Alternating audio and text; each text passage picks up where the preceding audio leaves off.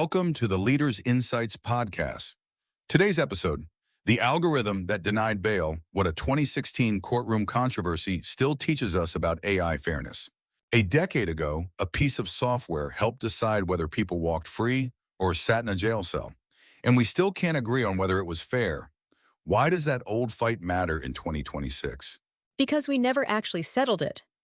The tool was called COMPAS, Correctional Offender Management, Profiling for Alternative Sanctions, a mouthful that just means a risk score judges use to guess if a defendant would reoffend. Higher score, less likely you get bail. And in 2016, ProPublica, the investigative outlet, tore into it. What did they find? They found that black defendants, who did not go on to reoffend, were roughly twice as likely to be wrongly flagged high risk than white defendants in the same boat. 45% versus 23% in their numbers.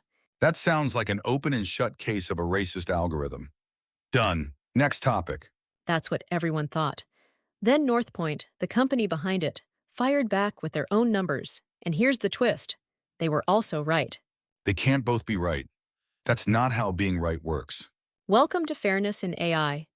North Point said, look, when we call someone high risk, we're correct about the same percentage of the time, regardless of race. A high score meant roughly the same real-world probability for a black defendant as a white one.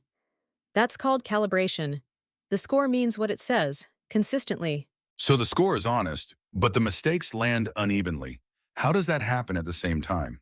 Because when the base rates differ, when arrest rates in the underlying data differ between groups, you can hold one kind of fairness or the other, but not both. It's a mathematical trade-off. A researcher named Kleinberg proved it. You literally cannot satisfy both definitions unless the groups are identical to begin with. Give me that in plain English, because that sounds like a cop-out. Picture two buckets of apples. One bucket has more bruised apples than the other. If you calibrate your sorting machine so labeled bad means the same bruise probability in both buckets, you'll end up wrongly tossing more good apples from the bruised bucket.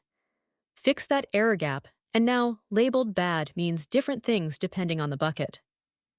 Pick your poison. So the engineers didn't screw up. The universe did. The engineers screwed up by pretending it was a purely technical question. There is no default setting labeled fair. Someone has to choose which error matters more. And that's a moral call dressed up as a math problem. Okay, but who should make that call? Because right now it sounds like it fell to a private company by accident. Exactly the scandal. North Point decided the trade-off in a boardroom, and it took journalists to surface it years later. The lesson for any executive deploying AI in 2026. The moment your model touches people's lives, loans, hiring, insurance, you are making a fairness choice whether you name it or not. Silence is a choice too, just a cowardly one. 10 years on, has anyone actually fixed this? The EU AI Act is live now. We've got all this governance machinery. The machinery helps. The EU AI Act, in force this year, forces high-risk systems to document exactly these trade-offs. But documentation isn't a decision. I've watched compliance teams write beautiful 10-page fairness reports that never once say, we chose to protect against this error instead of that one. They describe the fork in the road and refuse to say which way they turned. So the paperwork exists to prove you thought about it, not to prove you chose well. Right, and regulators can't pick the trade-off for you because it depends on context. In criminal justice, a false high-risk flag steals someone's freedom. That error is monstrous. In cancer screening, a false all-clear kills someone. Different stakes, different choice. Give me the one thing an exec should do Monday morning. Before you ship any model that judges people, write one sentence. When we're wrong, we'd rather be wrong in this direction because... If your team can't finish that sentence, you're not ready to deploy. You're just automating a decision nobody's willing to own. That's it. The AI decision tools are live at mba-training.com.